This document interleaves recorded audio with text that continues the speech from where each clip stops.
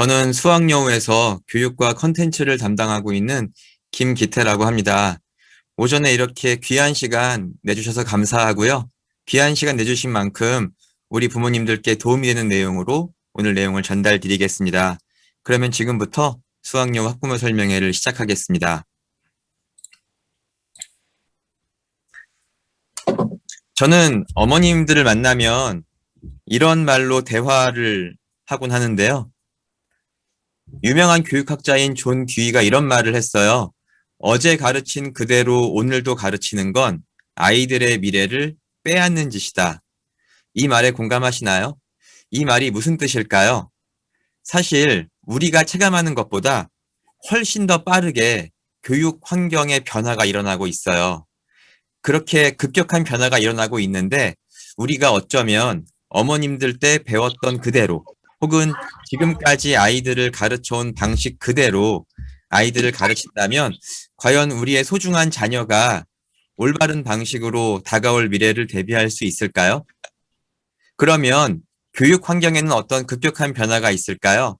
혹시 어머님들께서 교육에 관심이 많으시면 2020년 작년 한 해 동안 교육부 장관인 유은혜 장관이 했던 수많은 언론 인터뷰나 여러 기고문 중에서 가장 많이 나온 키워드에 유의해 보셨나요? 2020년 교육계를 지배한 키워드는 이러한데요. 바로 지금 여러 언론의 타이틀을 보시면 아실 수 있듯이 자기주도 그리고 협업 이런 것들이 앞으로 우리 아이들이 자라갈 미래에서 가장 중요하게 강조되는 핵심 역량이기 때문에 이런 역량을 키우는 것을 목표로 교육의 환경과 교육의 정책을 변화시키겠다고 하는 것이 교육 당국의 목표입니다. 이런 변화를 잘 보셨나요? 그러면 여기에 나오는 자기주도나 협업이라는 것은 다른 과목에 해당되는 게 아닐까요? 수학에는 어떻게 이것이 적용될까요? 과연 이런 교육 당국의 변화가 우리 아이들의 수학 교육에는 어떤 변화를 미칠까요? 제가 이제 수학 교과서의 핵심 역량의 변화에 대해 말씀을 드릴게요. 지금 화면에 왼편에 보이시는 게 지금 우리 아이들이 공부하고 있는 2015년 교육개정안에 근거한 핵심 역량 6가지입니다. 그리고 오른편에 보이시는 게 앞으로 개정될 초등수학 교과서에서 강조할 가장 중요한 핵심 역량 5가지예요. 그런데 오른편에 보시면 그중에 밑에 있는 녹색의 3가지 핵심 역량은 그동안 우리가 본 적도 없고 강조받아 본 적도 없는 역량들이에요. 보시면 자기 주도적 학습, 협업, 인성과 같은 역량들이 보이시죠? 앞으로 수학 교과서에서 우리 아이들이 수학에 대한 능력을 평가받을 때 이런 역량들이 가장 중요한 역량으로 평가를 받는다는 말씀을 드리는 거예요. 그래서 우리 아이들이 공부할 교과서의 역량을 이렇게 말씀드릴 수 있습니다. 그런데 제가 이런 질문을 드려볼게요. 자기 주도적 학습이란 무엇일까요? 보통 이렇게 말씀을 드리면 어머님들께서 아이가 혼자서 알아서 공부를 잘하는 것, 이런 게 자기 주도적 학습 아니냐고 말씀을 하세요. 물론 거의 맞는 말이에요. 하지만 수학 교육에서 자기 주도적 학습이란 겨우 그 정도의 의미만 갖고 있는 것이 아닙니다. 거기에는 훨씬 더 많은 의미가 함축되어 있거든요. 제가 이제 앞으로 우리 아이들에게 중요한 이 3가지 핵심 역량의 정의를 말씀드려 볼게요. 지금 보시는 것처럼 자기 주도적 학습이란 우리 아이가 스스로 문제를 제기해서 그 문제를 해결하는 방향을 탐색하고 그 방향에 따라서 문제를 해결한 다음에 그 해결한 방식을 다른 상황에도 적용하고 그걸 통해서 더 나은 방법을 창조해가는 과정. 이것을 자기 주도적 핵심 역량이라고 합니다. 그저 혼자서 문제를 잘 풀고 채점 잘하고 복습 잘하는 것 정도를 말씀드리는 게 아니에요. 여기에 협업이란 그러한 문제 해결 과정에서 나타난 지식이나 아이디어나 수학적 활동의 결과를 어떤 말이나 그림이나 기호를 통해서 다른 사람에게 표현하고 다른 사람의 아이디어를 잘 들으면서 같이 공감하고 소통할 수 있는 능력을 협업 능력이라고 합니다. 그리고 마지막으로 인성이란 이러한 자기 주도적 학습과 협업에서 발현되는 우리 아이의 인식과 태도, 이것을 인성이라고 합니다. 지금 우리의 소중한 자녀는 이런 세 가지의 핵심 역량을 충족시키는 방식으로 수학을 학습하고 있나요? 옛날처럼 그저 우리 아이가 다른 아이들보다 더 앞서서 공부하고 다른 아이들이 잘 못 푸는 문제를 혼자서 빠르고 정확하게 푸는 게 수학을 잘하는 거다라고 평가받는 시대가 거의 끝나가고 있어요. 더 이상 그런 시대가 오지 않아요. 왜냐하면 어려운 문제는 AI가 우리 사람보다 훨씬 잘 풀어요. 중요한 건 그런 것이 아니라 스스로 새로운 방향을 탐색해서 다른 사람과의 공유를 통해서 더 나은 결과물을 산출해낼 수 있는가. 그런 역량이 우리 아이에게 있는가가 우리 아이가 진정한 의미에서 수학적 역량이 있는 아이인지 그렇지 않은지를 판단하게 될 겁니다. 그래서 지금이라도 우리 아이가 이런 중요한 역량을 키우고 있는지를 우리가 자문해 보아야 해요.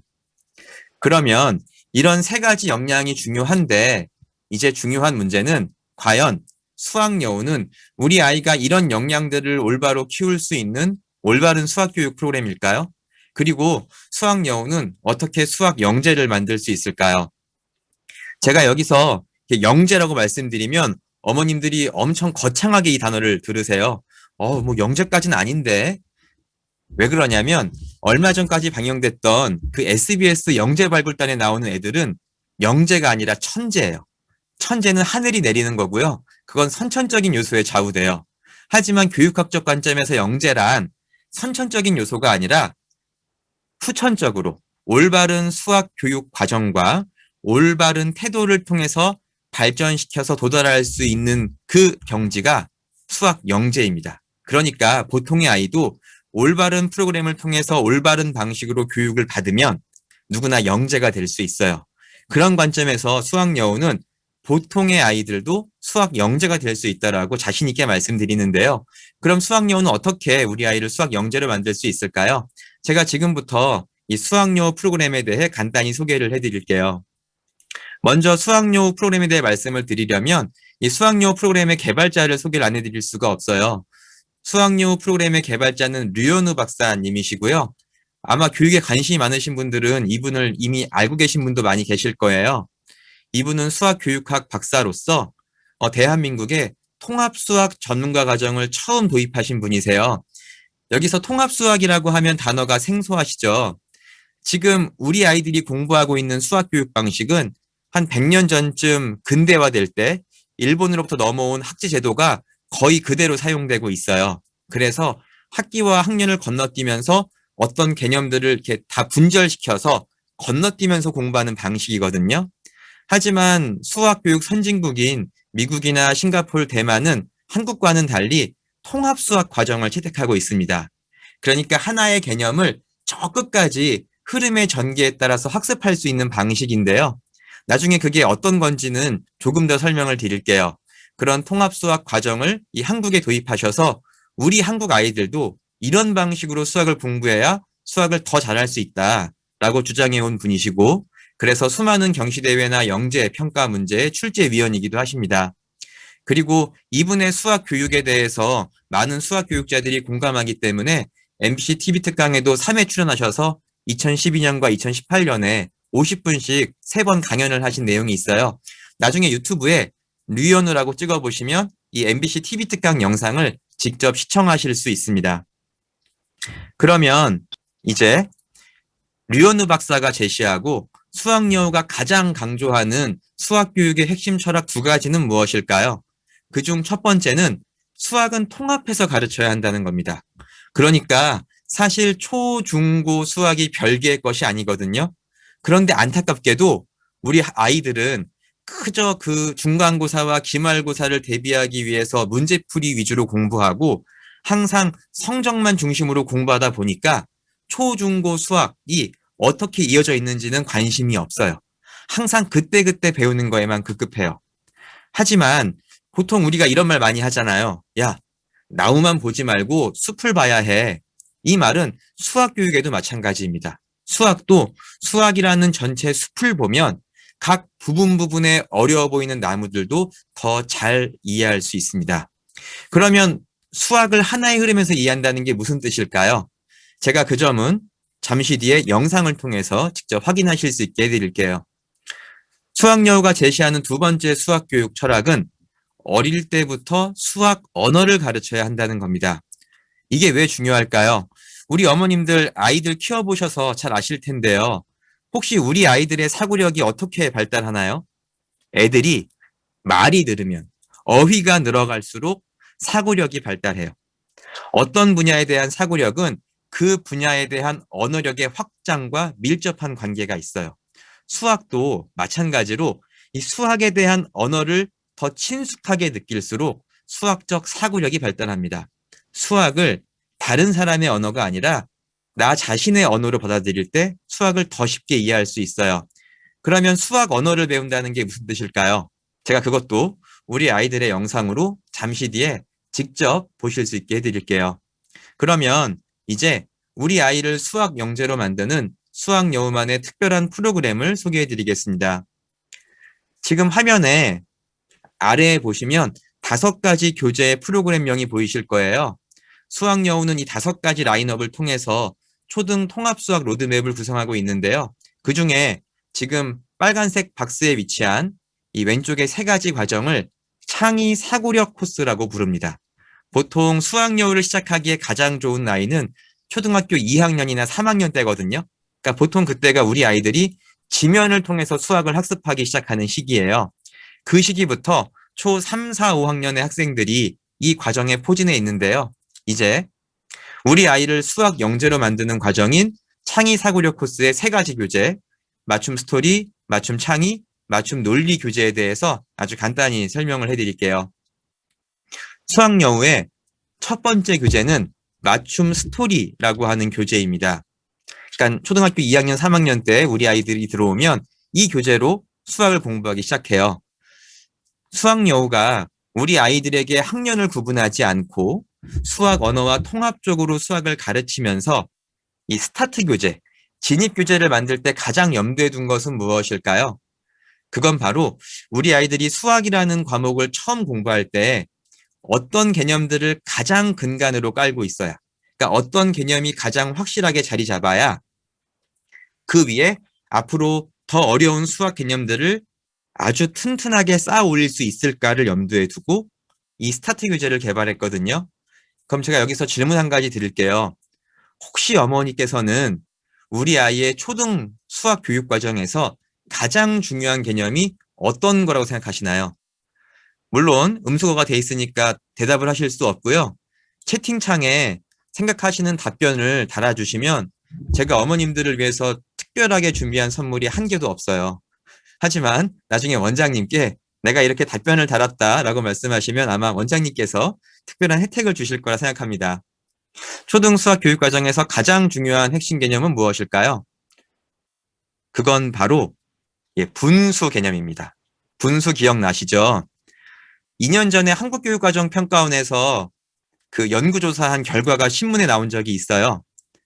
우리 아이들의 중고등학교 때 수학 실력이 다 초등학교 3학년부터의 분수에 달려 있다. 분수가 흔들리기 때문에 중학교에서의 방정식과 함수가 다 흔들리는 거다. 이런 기사가 나왔거든요. 혹시 우리 아이들이 분수를 얼마 동안 공부하는지 아시나요? 초등학교 3학년부터 6학년까지 8학기 내내 4년 동안 분수를 공부해요. 그렇게 분수를 공부하고 우리 아이들이 내가 왜 분수를 공부했는지를 중학교와 고등학교로 올라가면서 깨달을까요? 거의 안 그래요. 왜 그럴까요? 왜 우리 아이들이 분수를 그렇게 4년 내내 공부를 할까요? 기억을 한번 더듬어 보실까요? 우리 아이들은 분수를 기반으로 해서 비, 비례, 확률, 축척, 통계와 같은 것들을 이해하고요. 중학교에 올라가서 그 중요한 수의 세계를 가르는 기준이 분수예요.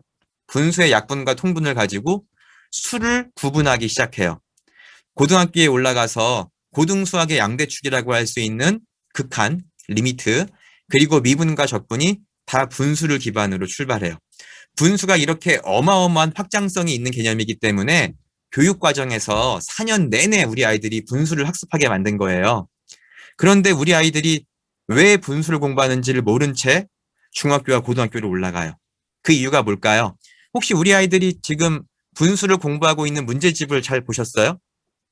아마 우리 아이들의 문제집을 보시면 우리 아이들이 지금 분수를 공부하고 있는 방식은 어떻게 하면 약분과 통분을 잘하고 어떻게 하면 분수의 덧셈, 뺄셈, 곱셈, 나눗셈을 틀리지 않고 복잡한 계산을 잘할까를 염두에 두고 그때그때 시험 점수를 잘 맞기 위한 공부를 하고 있을 거예요.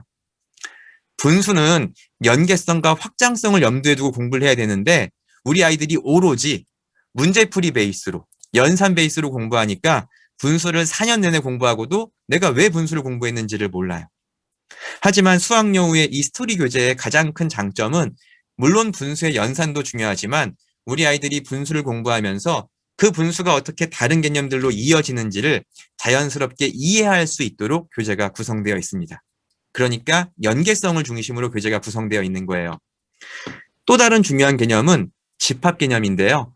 제가 드리는 말씀의 집합은 복잡한 계산의 집합을 말씀드리는 게 아니라 우리 아이들이 논리적으로 사고하기 위해 필요한 가장 근간이 되는 개념. 그러니까 야, 어떤 것은 항상 옳아. 어떤 것은 옳거나 틀릴 수도 있어. 어떤 것은 항상 틀려. 이런 논리적인 결정을 하는 모든 근간이 다 집합 개념이잖아요. 그런 의미에서의 집합입니다. 그런데 어떻게 초등학교 2, 3학년 아이가 집합을 이해할 수 있을까요? 해답은 그 아이들의 언어로 개념을 이해시키면 돼요. 예를 들어서 집합이란 말은 어렵죠. 하지만 모임이란 말은 친숙해요. 모임이란 말은 어린아이들도 많이 쓰는 말이에요. 기준이 분명하게 해서 모임을 만들어 보자. 그 다음에 합집합이라는 말은 어렵지만 있는 것들을 다 하나씩 컵에 담아 볼까? 컵이라는 개념은 쉬워요. 그 다음 교집합이라는 말은 어려울 수 있지만 같이 있는 것들은 하나씩 꼽아서 캡으로 닫아볼까? 캡이라는 개념은 쉬워요. 이렇게 우리 아이들이 이해할 수 있는 언어로 가르치면 결코 이 개념이 어렵지 않습니다.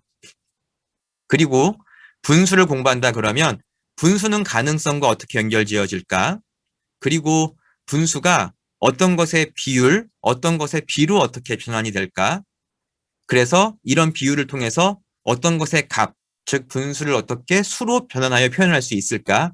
이런 방식으로 어떻게 개념들이 점점 확장되는지를 이해할 수 있도록 이 교재가 구성되어 있어요. 제가 이제 영상을 한 가지 보여드릴게요. 이 영상은 초등학교 3학년 때 이 아이가 찍은 영상이고요. 조금 시간이 된 영상이에요. 갑자기 찍은 영상이어서 화질이나 음질은 안 좋은데요. 이 아이가 수학여우를 한 2달 정도 다닌 다음에 우연히 다른 형 누나들이 수능 문제를 푸는 걸 봤는데 쓱 보니까 지도 좀 아는 게 있는 거예요. 왜냐하면 이 스토리 교재에서 수를 가르거나 모임, 그러니까 집합에 대한 개념을 이해했거든요. 그래서 이 아이가 풀겠다고 해서 찍어서 보내주신 영상인데요. 과연 초등학교 3학년 아이가 어떻게 개념을 설명하는지 한번 잘 들어보시죠. 쓸 수 있는 수는 3 이상 7이기 때문에 쓸 수 있는 3, 4, 5, 6, 7입니다. 그리고 더해서 11이 돼야 하므로 5 더하기 3 더하기 3이 됩니다. 3이 11이 되고 4 더하기 3 더하기 4가 11이 되고 6 더하기 5가 11이 됩니다. 그리고 마지막으로 4 더하기 7이 11로 되므로 1, 2, 3, 4, 4개로 2번이 됩니다. A는 1, 2, 3이 되고 B 나머지는 전체 모임에서 빼야 하므로 2, 4, 6, 8을 뺍니다. 그래서 B는 1, 3, 5, 7이 됩니다. 그래서 컵에다가 담으면 1, 2, 3, 5, 7이 됩니다. N은 몇 개인지 물어봤으니 5개입니다. 이 아이가 문제를 해결한 과정을 유의해서 보셨나요? 이 아이는 철저하게 자신의 언어로 설명하고 있어요. 개념들이 자신의 언어로 완벽하게 이해가 되어 있어요. 사실 이 영상이 3년 전 정도에 찍은 영상인데요. 제가 작년에 이 아이의 근황을 직접 들을 수가 있었어요. 이 아이는 삼형제 중 막내고 이제 중2, 초3 세 아이를 데리고 어머님께서 저희 수학여우 교육원에 오셨는데 중학교 2학년 아이는 왠지 수학여우도 참 마음에 들지만 동네 그 내신 중심의 대형 학원에 보내야 애가 수학을 잘 것 같으니까 글로 보내시고 초3 아이는 수학여우에 맡기셨어요. 그리고 2년이 흐른 뒤에 이제 중2 아이는 고1이 됐고 이 초3 아이는 초5가 된 다음에 근황을 들으니까 항상 문제풀이와 내신 중심으로 공부한 큰 형은 매우 안타깝게도 수학이 완전히 망가진 상태여서 애가 수포자가 됐대요. 그런데 5학년이 된 이 막내 동생이 형 학교 수학 숙제 문제를 형 대신 풀어주면서 형한테 설명하고 앉아 있대요. 그래서 어머니께서 그 광경을 보시면서 매일매일 극도의 희열과 극도의 좌절이 교차하는 순간을 만끽하신다는 그런 근황을 전해주셨는데요. 수학 여우는 분명히 어릴 때부터 이 수학에 대한 근본적인 자신감을 가진 아이를 매일매일의 수업을 통해서 키워냅니다. 제가 이제 수학 여우의 그 다음 교재에 대해 설명을 드릴게요. 수학 여우의 다음 교재는 맞춤 창의 수학이라고 하는 교재고요. 이때부터가 본격적으로 우리 아이들의 생각을 여는 과정입니다. 잘 아시는 것처럼 수학은 생각을 열지 않으면 한치도 발전할 수 없는 과목이잖아요. 그런데 어떻게 우리 아이의 생각을 열게 할 수 있을까요? 예를 들어서 우리 아이들이 도형 어려워해요. 왜 도형 어려워할까요? 우리 아이들은 도형 문제를 보면 이 도형 문제 푸는 공식이 뭐였지? 이런 문제는 어떤 유형으로 푸는 거였지? 항상 공식과 유형을 떠올리려고 하다 보니까 도형 문제가 어려워요. 하지만 수학 여우는 결코 도형을 그렇게 가르치지 않습니다. 수학 여우는 어릴 때부터, 처음 도형을 접할 때부터 도형은 공식이 아니라 공간 지각력을 활용해서 푸는 거야 라고 하는 훈련을 시켜요. 그러니까 도형은 돌려보고 쪼개보고 합쳐보고 뒤집어 보면서 푸는 거예요. 예를 들어 지금 이 문제를 보실까요? 이 문제를 보시면 같은 크기의 정사각형에 한 정사각형의 중점에 다른 정사각형의 모서리가 있어요. 그러면 이 모서리는 아무리 돌려도 넓이는 4분의 1이 변함이 없어요. 어떤 경우에도 이 넓이는 4분의 1이에요. 아주 간단한 원리예요. 그런데 생각보다도 오른쪽, 그러니까 지금 2번처럼 문제를 준 다음에 넓이를 구하라고 하잖아요. 애들이 도형을 돌리지를 못해서 문제를 못 풀어요. 선생님 이건 어떻게 풀어요? 공식이 뭐예요? 아마 이렇게 물어볼 거예요. 어릴 때부터 도형은 공간 지각력을 활용해서 푸는 훈련을 해야 됩니다. 그런 훈련을 하기 위해서 처음 도형을 배울 때부터 예를 들어 어차피 이 원 안에 위치한 직사각형은 원을 어떻게 돌려도 원의 변함이 없듯이 그러면 그 안에 들어있는 직사각형도 어떻게 굴려도 변함은 없겠네. 이런 방식으로 처음부터 이 도형의 근본적인 성질을 이해하고 공간 지각력을 활용하는 훈련을 얘가 합니다. 그 다음 이제 이렇게 맞춤 창의 교재를 통해서 우리 아이의 생각을 열었다고 한다면 수학 여우의 다음 교재는 이 맞춤 논리 수학이라고 하는 교재입니다. 이 교재는 방금 전에 연 생각을 더 깊게 파고 더 높게 뻗도록 하는 과정이라고 할 수 있어요. 그러면 어떻게 우리 아이의 생각을 더 깊게 하고 더 멀리 뻗게 할 수 있을까요? 예를 들어서 수학을 현장에서 직접 가르치시는 분들은 다 이런 말씀을 하시는데요. 우리 아이들이 왜 수학을 어려워하는지 아세요? 여러 가지 이유가 있겠지만 그중 한 가지 이유는 국어가 안 돼서 수학을 못해요. 우리 아이들이 국어가 안 돼요. 왜냐하면 어릴 때부터 빨리 문제를 풀고 빨리 과제를 해결하는 것만 훈련을 했지 차근차근 글을 읽는 방식으로 수학을 처음 접하지 않았어요. 하지만 수학 여우는 어릴 때부터 수학 문제에 있는 문장 하나하나는 결코 허투루 있는 게 아니다. 반드시 문장 하나하나에서 문제 해결을 하기 위한 단서를 꼭 뽑아내야 한다라고 하는 훈련을 시키고요. 예를 들어 이런 문제는 추론력. 그러니까 아이가 문장을 천천히 읽으면서 가상의 표를 그려서 가상의 경우의 수를 스스로 대입해 가면서 결과를 추론하는 이런 문제들을 통해서 우리 아이의 생각을 키워주고 또 이거 보시면 처음 보시고 아주 신기해하는 분들 많으세요. 예를 들어서 도형의 넓이를 항상 공식으로만 구할 것이 아니라 같은 간격의 격자 위에 도형이 위치해 있으면 도형의 선이 지나가는 점의 개수와 도형의 면 위에 위치한 점의 개수를 가지고도 도형의 넓이를 구할 수 있어요. 이렇게 수학을 바라보는 또 다른 관점을 우리 아이가 알 수 있도록 이 교재가 구성되어 있습니다. 또 예를 들어서 지금 이 문제 보시고 바로 넓이를 구하실 수 있는 분 있으신가요? 채팅창에 답 얼마 딱 이렇게 남겨주시면 예, 주관하시는 분이 선물을 주세요. 저는 말을 하느라 바빠서 볼 수가 없어요. 제가 왜 이 말씀을 드리냐면 저희가 2년 전에 초등 수학교육 박람회에 나갔을 때 저희 부스에 실제 초등학교 선생님이 오셔서 수학여의 교재를 보신 적이 있으세요. 그런데 그 교사분도 이런 도형 문제를 해결을 못 하셨어요. 왜냐하면 이 문제는 그저 넓이를 구하는 공식만 가지고 풀려고 하면 절대 해결이 안 돼요. 날이 새도 안 돼요. 반드시 도형의 위치를 바꿔줘야 돼요. 이렇게 생각을 자극하는 연습을 통해서 수학을 바라보는 새로운 생각과 그 더 깊은 생각을 키워줍니다. 그런데 지금 수학여우가 얘기하는 이런 과정들, 그러니까 지금까지 말씀드린 맞춤 창이나 맞춤 논리 과정이 왜 중요할까요? 이게 어떻게 수학 영재를 만들까요? 제가 한 가지 예시를 보여드리면 실제로 만약에 우리 아이들이 이 과학고를 간다 그러면 2020년 대전과거 기출문제처럼 어쩌면 초등학교 때 이 도형의 위치를 변환하는 연습을 통해서 배웠던 내용을 응용해서 이런 어려운 문제를 해결하게 될 수도 있어요. 어떤 학생들은 이 문제를 복잡한 공식으로 풀겠지만 생각에 훈련이 된 학생들은 도형의 위치를 변환해서 더 쉽게 접근하려고 할 거예요. 그리고 예를 들어서 이 같은 간격에 위치한 이 문제가 예를 들어 이렇게 과학고 기출 문제에서 좌표 평면 위에서 응용되기도 해요. 그러니까 수학 여우에서 생각한 이 훈련들이 결국 우리 아이들이 더 수준 높고 더 어려운 문제를 생각보다 아주 쉽게, 생각보다 아주 간단하게 해결할 수 있는 역량을 어릴 때부터 키워주는 겁니다. 제가 이제 우리 어머님들도 쉽게 이해하실 수 있는 동영상 2개를 보여드릴게요.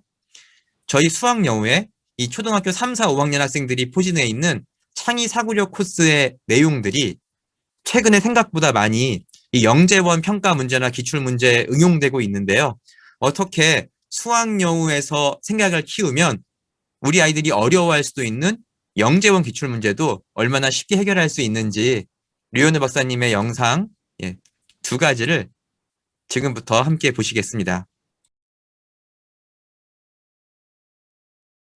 영재 올림피아드에 나온 문제를 함께 생각을 해보겠습니다. 저희 교재는 창의, 논리, 사고 이런 그 교재를 통해서 이미 영재를 위해서 또 영재 올림피아드라든지 여러 가지 국제 수학 문제 풀이를 위해서 미리 이 교재가 나온 것이 있죠. 그걸 기초로 해서 어떻게 아이들이 쉽게 풀 수 있는지를 한번 생각을 해보겠습니다.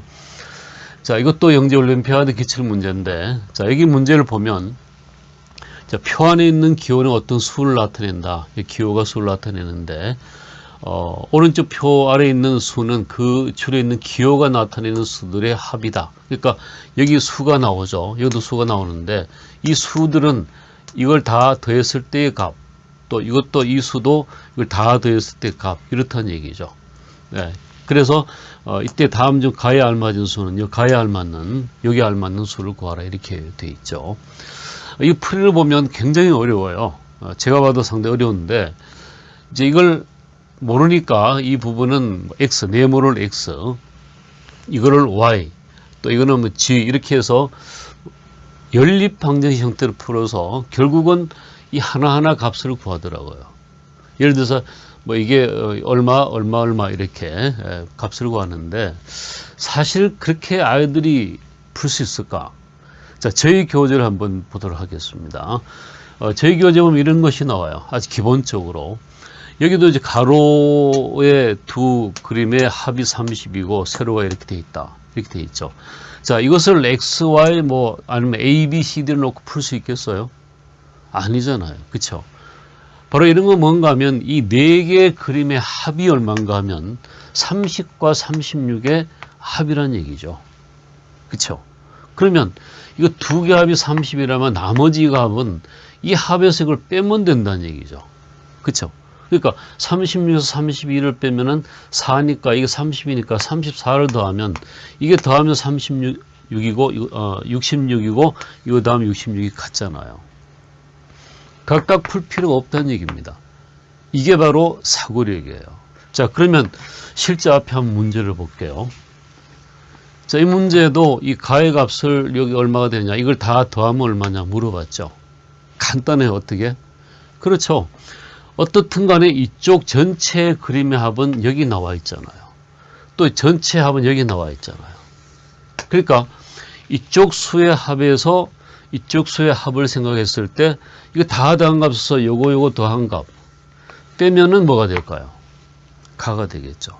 이건 누구나 계산할 수 있는 겁니다. 답을 찾는 방법을 얘기한 거니까 뭐 답은 제가 안 알려드리겠지만은 방법은 이렇게 해요. 왜 이걸 각각 구하게끔 어렵게 해설을 합니까? 필요가 없죠. 그래서 저희 교재는 이런 것이 상당히 이런 것이 자주 출제가 되는데 이미 교재에 나와 있다는 것을 좀 기억하시면 좋겠네요. 영재 올림피아드에 나온 문제를 함께 영재학교 신입 선발용 문제인데요. 문제를 보면 그림과 같이 한 변의 길이가 루트 128인 정사각형 모양의 색종이를 각 변의 중심을 꼭지물 하는 정사각형 모양으로 접어나갈 때 5단계에서 이게 5단계에서 생기는 정사각형의 둘레 길이를 구하라 이렇게 되어 있죠. 자, 이게 이제 정사각형인데 요 중간점을 잡아서 이렇게 접으면 이런 모양이 나오고 또 요거 중간점 잡아서 접으면 요 모양 나오고 점점 줄어들겠죠. 이렇게 했을 때 이 정사각형의 둘레 길이를 구하라 이렇게 되어 있네요. 자, 이것도 저희 교재 보면 이런 문제가 나옵니다. 이 정사각형이 있는데 이걸 중심으로 했을 때 이러한 정사각형이 또 하나 나오고 또 중심을 전부 이어주면 또 다른 정사각형 이렇게 나왔을 때 정사각형의 둘레 길이를 구하라 또는 넓이의 합을 구하라 계속 배열했을 때 더 어려운 문제입니다. 얘는 5단계 아까 보면 5단계 문제지만 이거는 무한히 그렸을 때의 넓이를 구하라 이런 것도 나옵니다. 자, 그러면 앞에 문제 보죠. 자, 이 문제 어떻게 풀 수 있을까요? 이것도 길이를 구하라. 이게 5단계에서 생기는 정사각형 둘레 길이를 구하라 그러니까 둘레 길이를 한다면 요 길이를 또 구하려고 자꾸만 A를 쓰는데 이것도 생각의 차이입니다. 물론 여러분 이제 이걸 멈추고 한번 풀어볼 수도 있겠는데요. 이렇게 하면 간단하죠. 한 변의 길이가 루트 128이니까 이거 루트 128이라면 이 넓이는 얼마가 되는가 하면 그냥 128이라는 걸 알 수가 있는 거예요. 그쵸? 그 다음에 이거 중점을 이렇게 연결한 요 점을 이어서 접으면은 요 넓이는 이 넓이의 반이라는 건 누구나 알죠. 그러니까 넓이가 2분의 1만큼 줄어든다는 걸 우리가 생각을 해내야 된다는 얘기입니다. 요거에 또 반이 요 넓이가 되는 거죠. 결국 뭔가 하면 처음 넓이가 128이었는데 자, 반 줄고 해서 5단계까지 가라 이런 얘기죠. 그러면 반씩 주는 것이 5번 주는 거나 마찬가지예요. 그쵸? 뭐 이렇게 써도 되고 아니면 128은 자, 이거 128 그냥 써볼게요. 128 곱하기 2의 5제곱 이거 생각해도 되죠. 4, 8이 32잖아요. 그쵸? 32분의 이걸 계산하면 됩니다. 약분하면 4가 나오죠. 3, 4, 12, 4, 8이니까. 자, 마지막 5단계에 가서 이 정사각형 넓이가 4란 뜻이죠. 그럼 정사각형 넓이가 4라면 한 변 길이 얼마예요? 2죠. 2, 2, 4니까. 한 변 길이가 2니까 둘레 길이는 얼마다? 2가 4개니까 2, 4, 8이다. 이 답은 8이 됩니다. 자, 이렇게 어떤 길이를 구하라 할 때도 넓이를 생각하고 그 다음에 나머지 길이를 또 생각하는 이러한 그 생각의 발상이 굉장히 중요한 겁니다. 이런 연습을 많이 시켜야 된다는 걸 얘기 드리고 싶네요. 설명을 들으시니까 아주 쉽게 이해가 되죠?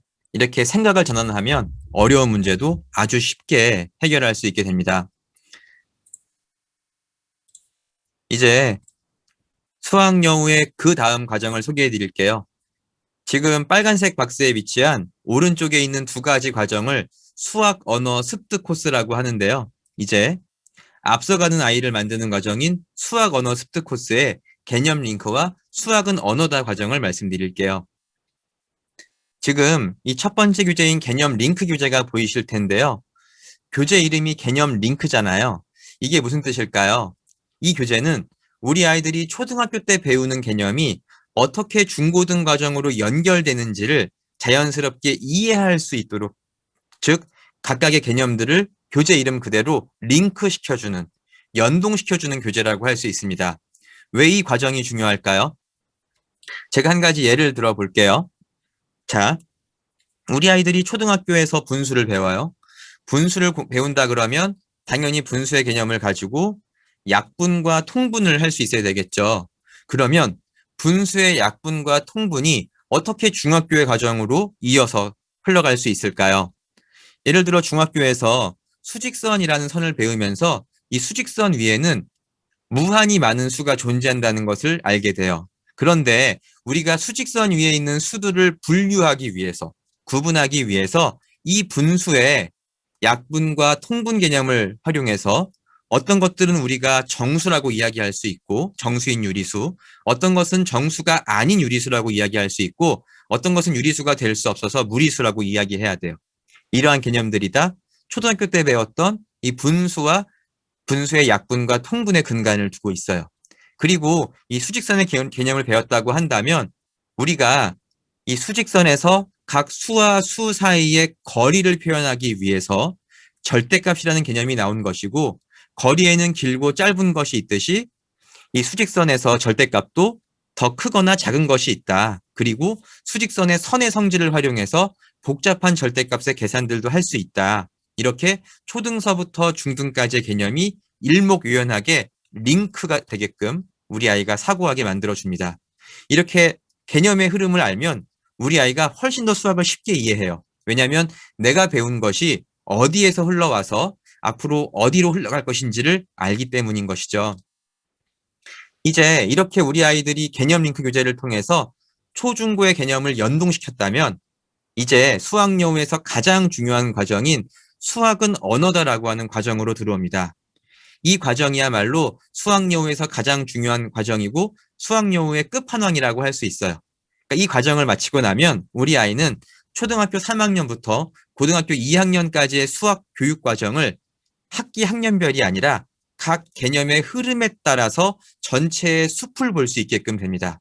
어떻게 이 과정이 구성되어 있을까요? 우선 5가지의 기본 과정이 있는데요.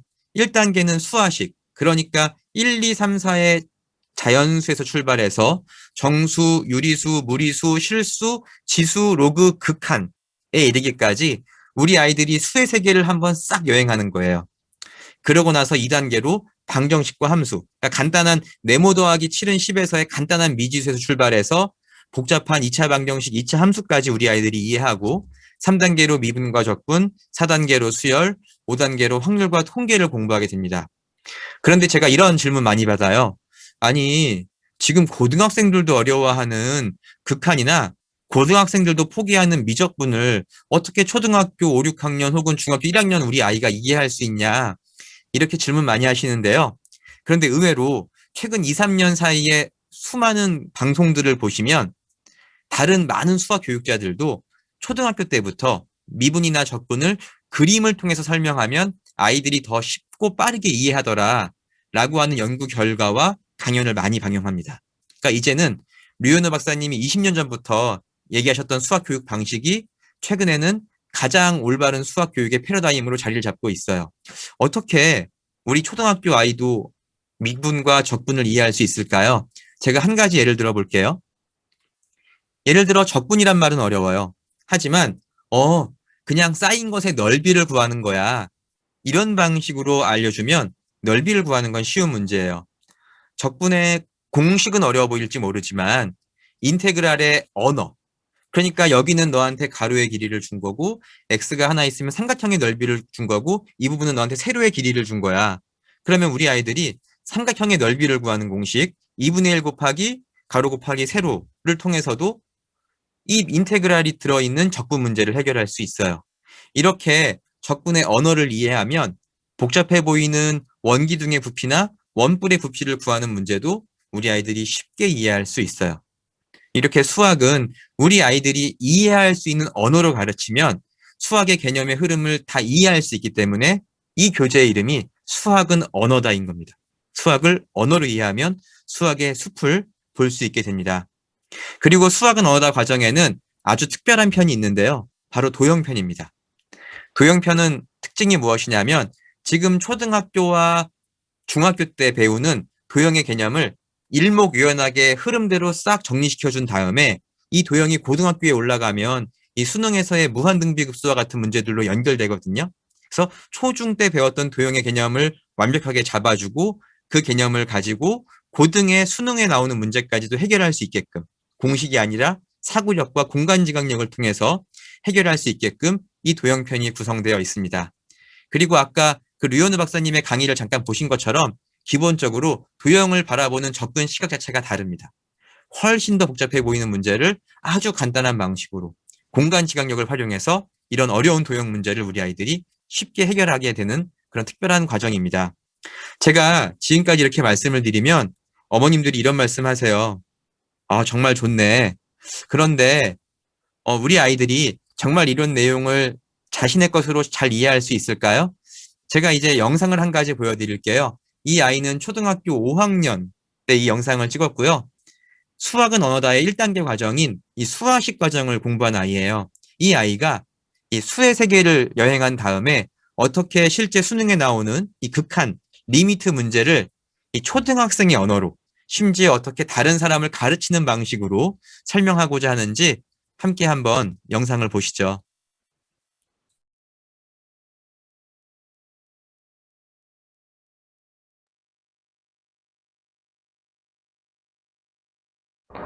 다음 시의 값을 구하시오. 리미트 n이 무한대로 갈 때 5의 n제곱 더하기 3의 n제곱분의 5의 n제곱 플러스 1 더하기 2. 1. 리미트라는 것은 초등학생들도 배우는 그 어림수라는 건데, 어림수는 이런 큰 수, 예를 들어 만에다가 더하기 5를 하든 플러스 빼기 5를 하든 뭐 계산에 큰 영향을 주지 않기 때문에 이런 작은 것들은 생략하고 그냥 그대로 쓰라는 말입니다. 그리고 이 무한대라는 것은 그 엄청 큰 수입니다. 이 n이 무한대로 간다고 했을 때 이것을 큰 수, 즉 만으로 본다고 했을 때 5를 만번 곱한 게 3을 만번 곱한 것보다 훨씬 크고 차이도 훨씬 많습니다. 그러니까 이 작은 것, 이런 큰 수의 결과를 주지 않는, 뭐 딱 큰 변화를 주지 않는 이런 작은 수는 생략하고 이 큰 수만 이렇게 써줍니다. 그리고 이 5의 n제곱, 5를 만번 곱한 것과 이 엄청나게 큰 차이가 납니다. 그러니까 계산에 딱히 큰 영향을 주지 않는 그런 작은 수는 이렇게 생략해 주시고, 이 5의 n제곱 플러스 1, 이 말은 5가 n번 곱해져 있고 또 5를 한 번 더 곱해줬다는 뜻입니다. 그러면 여기 5의 n제곱이 2개 있으니까 이것을 약분해주고 남는 것은 5. 그래서 정답은 5가 되겠습니다. 이 아이가 문제를 해설하는 과정을 잘 보셨나요? 이 아이는 초등학생이지만 완벽하게 극한의 개념을 이해하고 있어요. 실제로 고등학생들 가르쳐보면 어떤 학생들 분모에 있는 3의 n제곱 못 날려요. 이것도 큰 건데. 얘는 근데 n이 조금만 커지면 두 사이의 격차가 얼마나 커져서 저 숫자가 보잘것없는지를 이해하고 있어요. 그러니까 극한의 기본 개념을 완벽하게 자신의 언어로 이해하고 다른 사람에게 가르치려고 하는 거예요. 이렇게 수학 여우는 수학의 숲을 보고 수학의 언어를 이해해서 자신의 개념을 다른 사람에게 설명할 수 있을 정도의 이 완전 학습이 이루어지도록 매일의 수업에서 우리 아이의 역량을 키워주고 있습니다.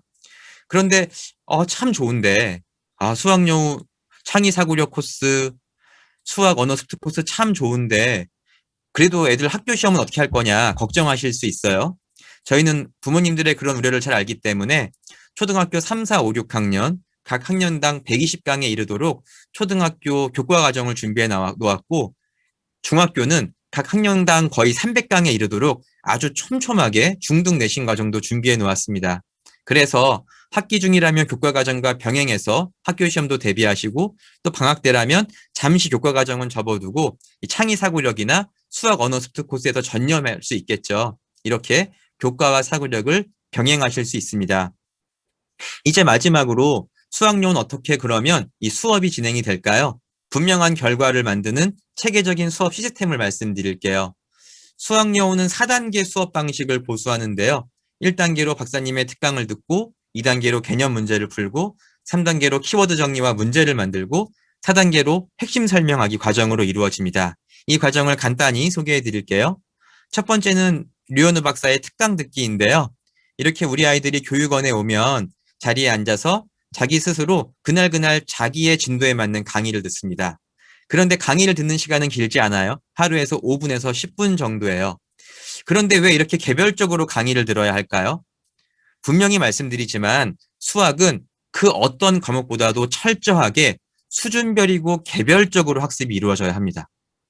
그 이유는 우리 아이들마다 생각의 속도, 이해력, 받아들이는 능력, 생각의 크기가 다 다르기 때문이에요. 발전 과정이 다 달라요.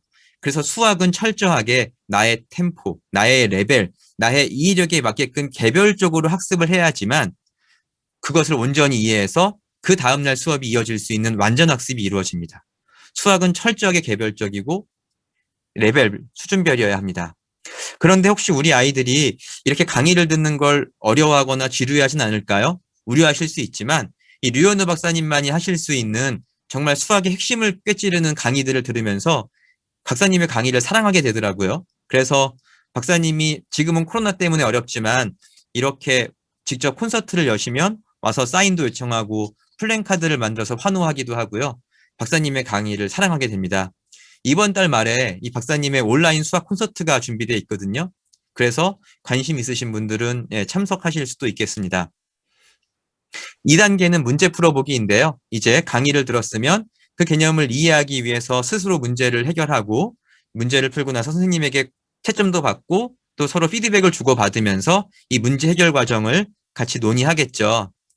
그런데 정말 중요한 건 강의를 듣고 문제를 푸는 것도 중요하지만 정말 중요한 건 지금부터입니다. 바로 키워드 정리하기인데요. 수학은 어릴 때부터 스스로 정리하고 설명하는 습관을 기르지 않으면 결코 최상위권으로 갈 수 없는 과목이에요. 그 훈련은 중고등학교 때부터 하는 게 아니라 어릴 때부터 해야 됩니다. 어떻게 그렇게 할 수 있을까요? 지금 화면에 우리 아이가 직접 정리한 이 영재 노트를 보실 수 있으세요. 왼편에 그날 강의의 중요한 핵심 개념을 스스로 정리하고 그 다음 스스로 문제를 만들어 보고 오답을 정리하고 그 다음 중요한 내용을 반복했어요. 그런데 이런 과정은 갑자기 될 수 있는 게 아니잖아요. 그래서 2, 3, 4학년들의 저학년용 교재는 노트 필기를 연습할 수 있는 가이드 형식으로 이 노트가 구성되어 있어요. 그래서 어릴 때는 그런 방식으로 노트를 정리하는 훈련을 하고 이제 고학년이 되면 이렇게 스스로 자신만의 매우 유의미한 영재 노트를 만들게 됩니다. 이제 마지막으로 설명하기인데요. 우리 아이가 어떤 수학 개념을 배운 다음에 이거를 잘 이해했나, 그렇지 않는가를 어떻게 판단하세요? 우리 아이가 30문제 테스트 문제 풀어서 다 맞으면 그날 개념을 잘 이해한 걸까요? 결코 그렇지 않아요. 그건 그냥 문제를 잘 푼 거예요. 우리 아이가 수학 개념을 이해했냐 그렇지 않느냐는 오로지 자신이 배운 개념을 다른 사람을 가르칠 정도로 설명할 수 있는가, 이것에 달려 있습니다. 그렇지 않으면 그건 이해한 것이 아니에요. 제가 오늘 우리 아이의 교육 역량에서 가장 중요한 게 자기 주도적 학습 역량이고 협업 역량이라고 말씀을 드렸어요. 그리고 인성이라는 말씀도 드렸어요. 제가 마지막으로 영상 하나만 짧게 보여드릴게요. 이 아이는 6학년 아이고요. 이 아이가 자신이 수학 이 강의를 통해서 배운 내용들을 가지고 어떻게 자기 주도적 학습 역량을 가지고 다른 사람과 협업하는지, 또 이 아이의 인성이 어떠한지를 눈여겨서 마지막으로 보시기를 권해드립니다.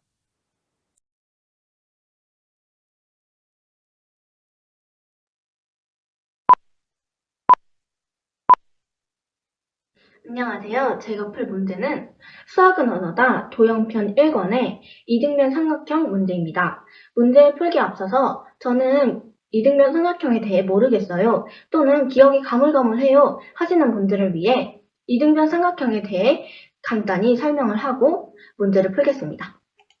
먼저 이등변 삼각형이란 두 변의 길이가 같은 삼각형입니다.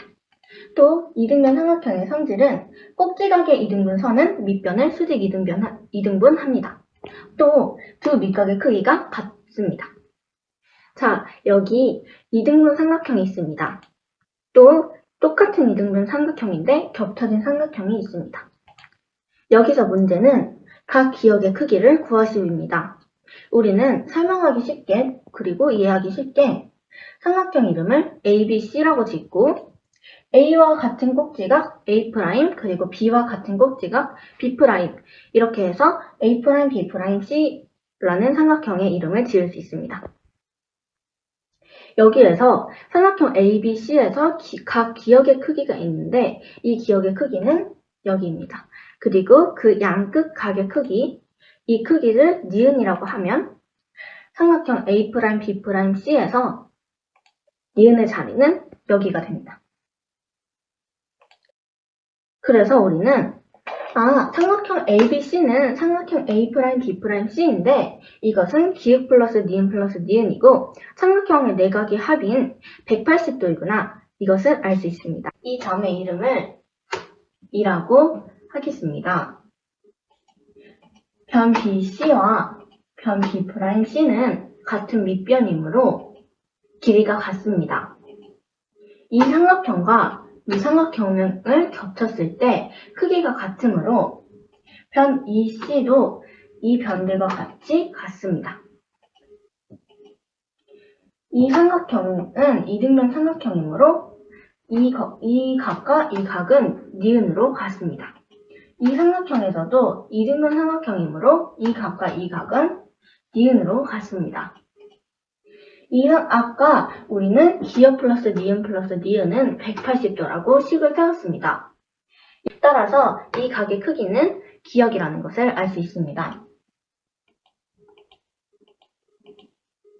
이 삼각형에서도 니은이 2개 있으므로 이 각의 크기는 기역이라는 것을 알 수 있습니다. 이 각의 크기는 니은 빼기 기역이므로 이 각의 크기도 기역입니다. 우리는 이것을 보고 기역 플러스 기역은 니은이라는 것을 알 수 있습니다. 니은의 크기를 모두 기역 2개로 바꿔주면 이렇게 됩니다. 삼각형 ABC에서 ABC는 기역 플러스 니은이었지만 이것을 기역 플러스 기역 플러스 기역 플러스 기역 플러스 기역, 즉 기역 곱하기 5라고 식을 세울 수 있습니다. 정리하면 기역은 180도 나누기 5인 36도입니다. 봐주셔서 감사합니다.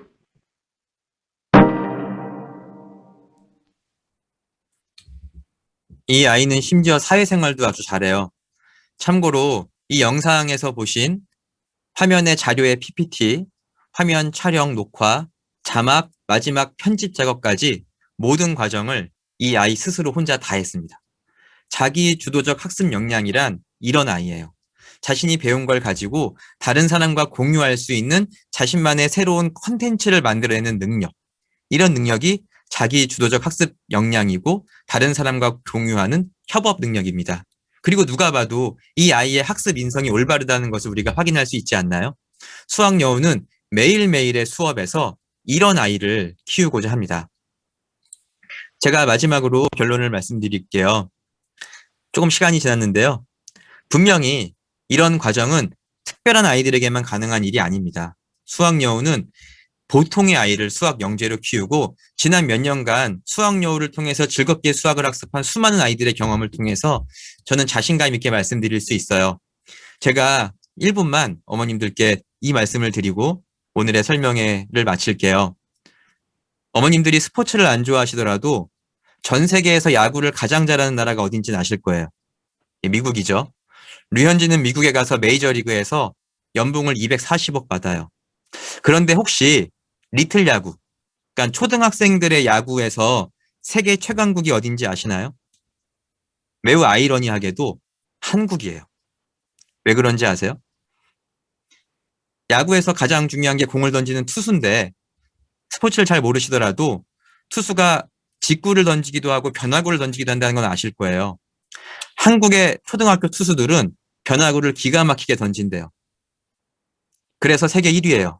그런데 중요한 건 미국 야구 지침에 보면 미국은 만 14세 이상부터만 변화구를 던질 수 있어요. 그 이하의 아이들은 직구만 던져야 돼요. 일본도 13세 미만은 변화구를 못 던지게 해요. 왜냐하면 변화구를 던지면 아직 아이들은 근육이 제대로 성장하지 않아서 근육이 다치고 올바른 투구 메커니즘을 갖출 수가 없기 때문이에요. 그래서 초등학교 때는 경기에 지더라도 투수가 홈런 맞고 빵빵 얻어 터져서 맨날 지더라도 직구만 던지게 해요. 그런 아이들이 중학교, 고등학교로 올라가면서 근육이 제대로 성장하고 올바른 투구 메커니즘을 가지고 메이저리그에 가고 일본 리그에서 훌륭한 선수가 돼요. 그런데 매우 안타깝게도 초등학교 때는 전 세계 1위인 한국 초등학교 투수들이 올바른 메커니즘을 익히지 못하고 변화구를 던져서 어릴 때부터 근육이 다치다 보니까 중고등학교 때부터는 그저 그런 선수가 돼서 2, 3군에도 못 가는 아무런 미래에 희망이 없는 선수로 전락하고 말아요. 어릴 때 교육은 철저하게 얼마나 우리 아이가 어마어마한 잠재력을 축적할 수 있는가를 염두에 두고 이루어져야 합니다.